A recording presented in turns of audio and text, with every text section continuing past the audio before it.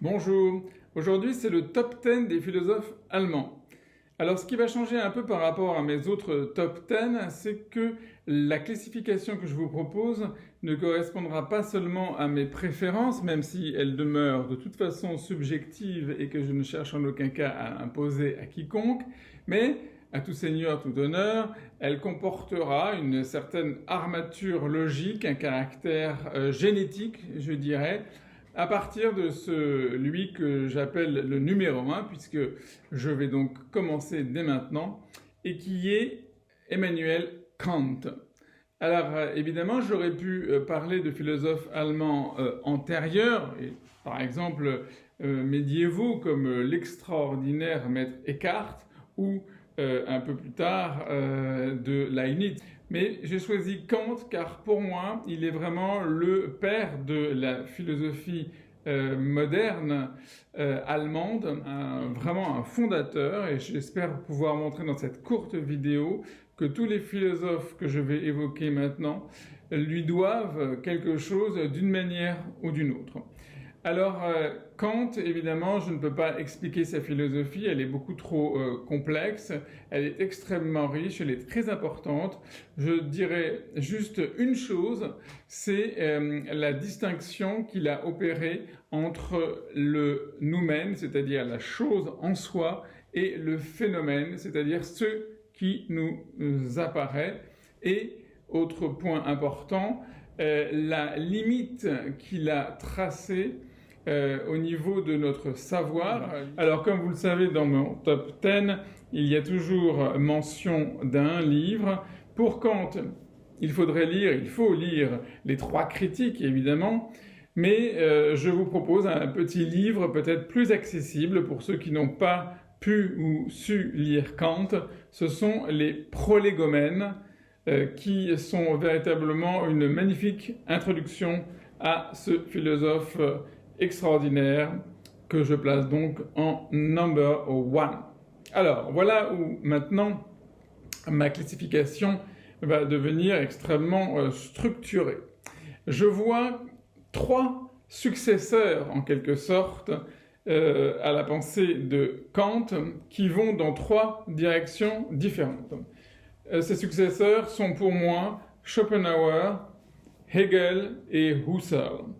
Et donc je mettrai en numéro 2 Schopenhauer. Schopenhauer va radicaliser la distinction entre la chose en soi et le phénomène, et il va pousser la pensée de Kant jusque dans ses retranchements, puisqu'il va parler du monde comme volonté et comme représentation, en rejoignant évidemment toutes les recherches qu'il avait effectuées sur les philosophies de l'Extrême-Orient, notamment de l'hindouisme et du bouddhisme. Je n'en dirai pas plus, je vous invite à lire un livre très volumineux car je n'ai pas trouvé de livre plus court qui donne vraiment une introduction.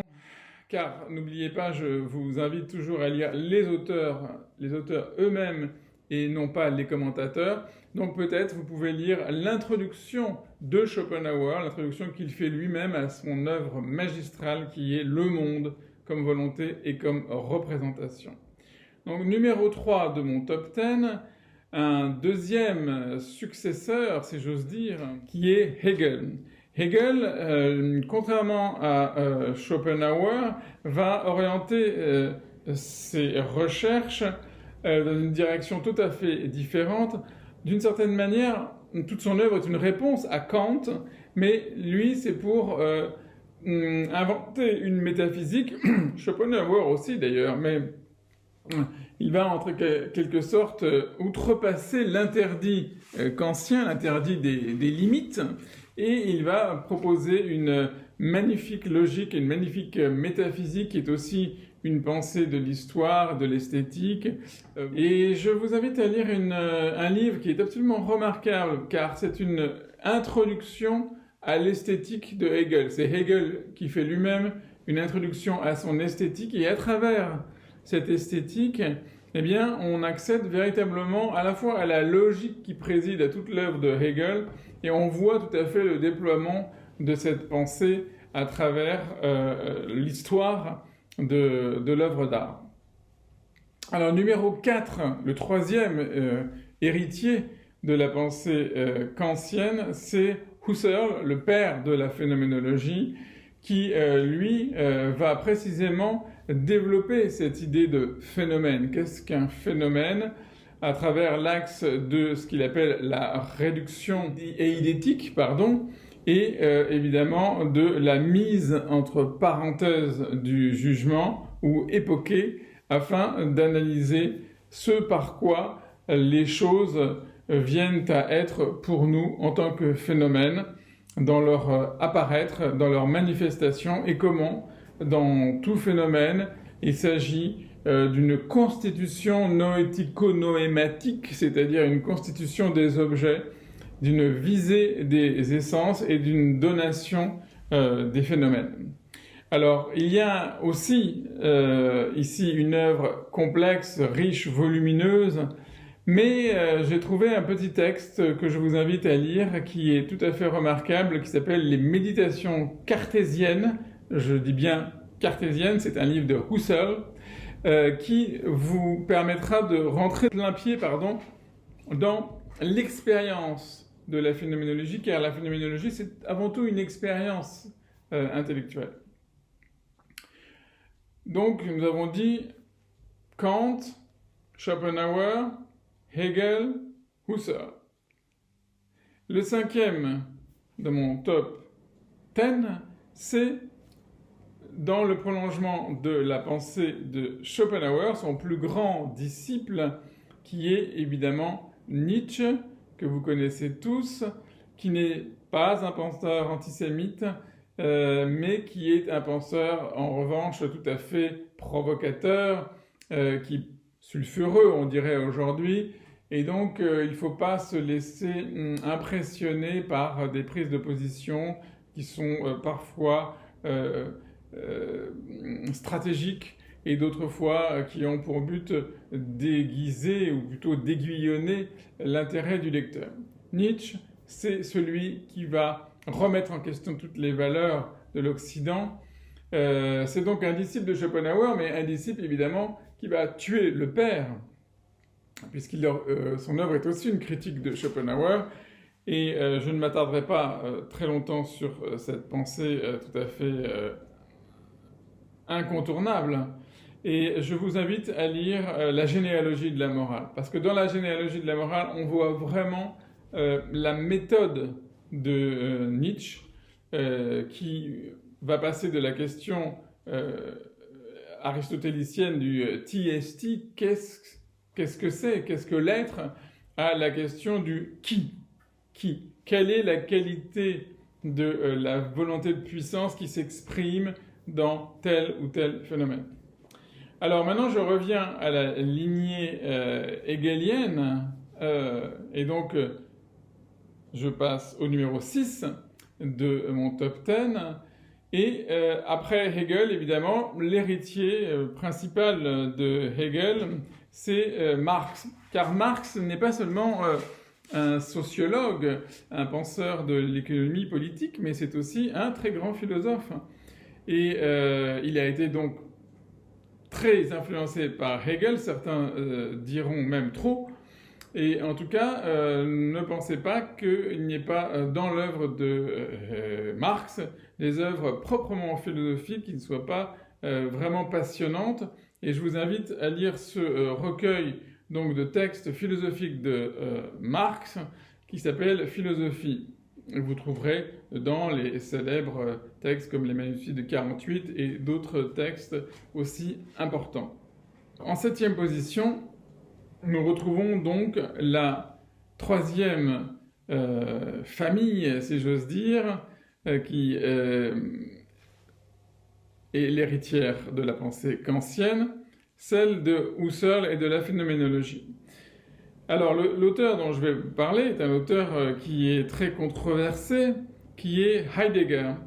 Alors, pourquoi choisir Heidegger? Parce que, de fait, Heidegger est véritablement un disciple de Husserl et véritablement un phénoménologue.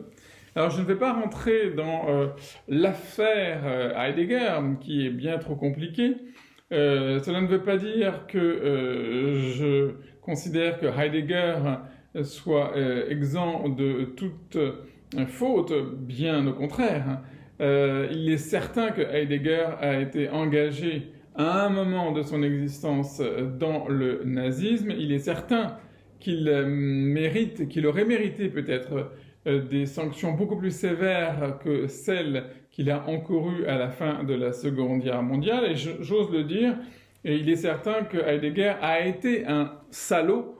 En revanche, je considère que l'idée selon laquelle toute la philosophie de Heidegger serait nazie, pour moi, est tout à fait dénuée de sens pour plusieurs raisons. La première, c'est qu'il n'y a pas une philosophie de Heidegger, c'est qu'il y en a plusieurs.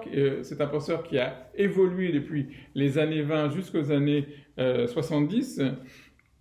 Et donc, il me paraît tout à fait non scientifique et très réducteur de dire que la philosophie de Heidegger serait nazie. Ensuite, quand on l'a étudié, quand on a lu ses œuvres, ça n'a vraiment pas beaucoup de sens dans la mesure où une grande partie de cette philosophie permet justement une critique de toute forme de totalitarisme et donc du nazisme aussi. Excusez-moi ce préambule trop long, mais malheureusement, quand on veut parler de Heidegger, aujourd'hui, on est obligé de se disculper par avance, ce qui est un petit peu dommage. Alors, il y a des textes nombreux et importants de Heidegger. Je vous propose de lire une œuvre courte, mais vraiment décisive, qui s'appelle « Qu'est-ce que la métaphysique ?», où Heidegger développe ici le concept de l'angoisse et du néant. Et on voit dans ce petit texte cette intuition fondamentale qui a guidé toute son œuvre, qui est la compréhension de la distinction entre l'être et l'étant, et aussi qui va guider toute son analyse de l'histoire de la pensée comme oubli de l'être. Pour dire en un mot, évidemment très simplificateur et réducteur, Heidegger considère que l'être, et à commencer par l'être de l'homme, qu'il appelle le Dasein dans sa première œuvre majeure, Sein und Zeit, être étant, ne peut pas être pensé sur le mode de la chose, de l'étant là-devant, comme il dit, car l'homme n'est pas une chose. L'homme est un être qui a à être, pour lequel il y va de l'être. Eh bien, cette révélation, cette découverte de l'être, de l'étant, est une chose qui, à mon avis, est importante, qui reste très, très importante aujourd'hui. Et je reviens à la première famille, et qui est celle de l'héritage schopenhauerien. Et effectivement, certains d'entre vous diront que c'est peut-être un peu tiré, si ce n'est par les moustaches, du moins par les cheveux, de voir en Wittgenstein, puisqu'il s'agit de lui, un héritier de Nietzsche. Et pourtant, si on y regarde de plus près, de Nietzsche et de Schopenhauer, et donc à travers eux de Kant, qui est le number one, eh bien on s'aperçoit que d'abord, Wittgenstein a lu Schopenhauer et qu'on retrouve un certain nombre de thèmes qui sont très schopenhaueriens et même kantiens. D'abord, la notion de das Mystique, de l'indicible, et puis il y a aussi cette idée dans le Tractatus de limite du savoir, limite du langage, qui est très kantienne. Et on trouve dans son écriture aussi aphoristique quelque chose de nietzschéen, mais je dirais plus encore dans la deuxième partie de son œuvre, les recherches philosophiques, quelque chose qui s'apparente vraiment à la démarche nietzschéenne de déconstruction de la métaphysique à travers une étude du langage, parce que vous savez que Nietzsche était d'abord un philologue. Donc, c'était une justification pour placer dans mon top 10 des philosophes allemands Wittgenstein à la suite de Schopenhauer et Nietzsche dans cette lignée issue de Kant. même si, il faut quand même le rappeler, Wittgenstein n'était pas allemand et que, par bien des égards, on peut le considérer comme un penseur britannique et anglo-saxon, puisque une grande partie de son œuvre s'est développée en Angleterre, dans un univers anglo-saxon, puisque vous savez qu'il a particulièrement dialogué avec Bertrand Russell, par exemple. Mais il ne faut pas oublier qu'un de ses auteurs fétiches est quand même Frege, qui, avec les fondements de l'arithmétique, a ouvert complètement cette pensée qui deviendra ce qu'on appelle depuis la philosophie anglo-saxonne. Il me reste encore deux auteurs, donc le 9e et le dernier de la lignée hegelienne, et après Hegel, Marx. Je vous propose un penseur, j'aurais pu d'ailleurs parler d'une école, puisqu'il s'agit de l'école de Francfort, dans laquelle il y a beaucoup de penseurs très importants comme Horkheimer et Adorno, l'homme unidimensionnel. Mais je vais vous parler donc de Jürgen Habermas. Habermas, qui est vraiment donc dans cette école de Francfort un successeur, un héritier de Marx, mais un marxisme critique, un marxisme qui évidemment anti-stalinien, et qui va développer une certaine thématique qui était présente dans l'œuvre de Marx, dans le Capital en particulier. Alors cette notion de la réification, Verdichtung, elle a été d'abord développée par un penseur qui ne peut pas figurer dans ce top 10, bien qu'il ait écrit en grande partie en allemand, et qui était Georg Lukács, qui était un penseur très important marxiste hongrois. Et c'est Georg Lukács qui va développer, en fait, extraire de l'œuvre de Marx ces grandes problématiques qui vont sur la notion de la réification, entre autres, qui vont nourrir la pensée, la réflexion de l'école de Francfort. Alors le livre qu'il faut lire de Habermas, selon moi, c'est un petit livre très important et surtout d'une actualité vraiment brûlante, c'est La technique comme idéologie. Alors, il est intéressant de noter que Heidegger, de son côté, dans la famille phénoménologique, a développé une critique de la technique et de la réification elle-même, puisque c'est un terme qu'il utilise à la fin déjà de Être et temps, et que par bien des points, il y a des... si ce n'est des ressemblances, en tout cas des homologies de structure entre la pensée du dernier Heidegger et l'école de Francfort. Ça a d'ailleurs été, je le dis en toute humilité, l'objet de ma thèse de philosophie, réification et histoire, que j'ai effectuée sous la direction du regretté Jean-Marie Vincent, qui a été publiée par la suite sous le titre de L'Empire des choses. Il me reste encore un dernier philosophe, donc le dernier de la filiation husserlienne, phénoménologique, après Husserl et Heidegger, et donc le petit dernier, si je j'ose dire, Gadamer, qui est un penseur vraiment très intéressant parce qu'il se revendique lui-même, d'ailleurs, sans en avoir nullement honte, comme un disciple de Heidegger, mais sa pensée va développer un aspect qui était au cœur de la pensée de Heidegger, celle de l'interprétation de l'herméneutique, comme on dit, le cercle herméneutique, qui était déjà présent dans Être et temps, que Gadamer va évidemment déployer une pensée de l'interprétation qui va très loin, parce qu'elle couvre non seulement l'œuvre d'art, l'esthétique, mais c'est vraiment une philosophie, l'être comme interprétation. Alors voilà, ces 10 philosophes, et vous avez vu qu'ils ont tous, d'une manière ou d'une autre, un lien avec cet ancêtre commun qui est Kant. Et j'espère en tout cas vous avoir, si ce n'est convaincu de cette filiation, du moins donné envie de les lire dans la mesure du possible. Dankeschön.